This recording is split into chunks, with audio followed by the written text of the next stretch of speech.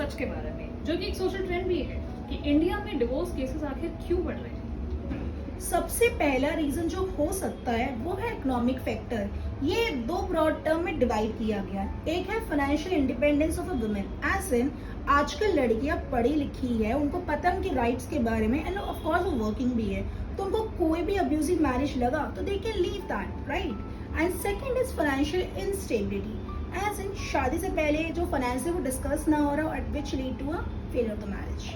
Another major factor can be social norms and values, जो अब change हो रहे हैं। पहले के जैसे लोग रहते थे, एक शादी को मैनेज कर लेते थे, किसी भी तरीके से शायद बर्दाश्त भी कर लेते थे, लेकिन आज के टाइम में लोग अपनी मेंटल हेल्थ पे ज्यादा फोकस कर रहे हैं। If the marriage is getting toxic for both of the parties, compatibility match नहीं कर रही है, पर्सनल ग्रोथ नहीं हो रही है, तो ऑब्वियसली अब शादी में लोग अगर अनहैप्पी मैरिजेस में हैं तो वो डिवोर्स लेना प्रेफर करते हैं।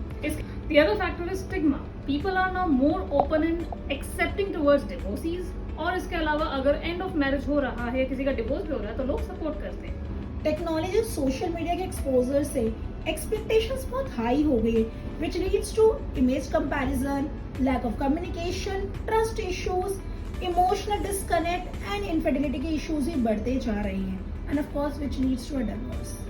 इसके अलावा domestic violence, mental health awareness भी अब बढ़ता जा रहा है।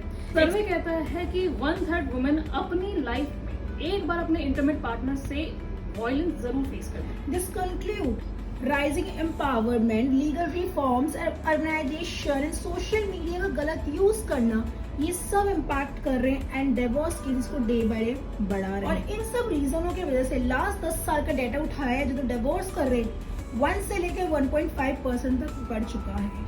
So thank you for watching. और अगर आपको भी ऐसा कोई थॉट है या कोई और फैक्टर है जो आपको लगता है कि डिवोर्स रेट्स हाई हो रहे हैं जिसकी वजह से, तो प्लीज उसको भी कमेंट में जरूर लिखें। तब तक के लिए स्टे अवेयर, टेक केयर।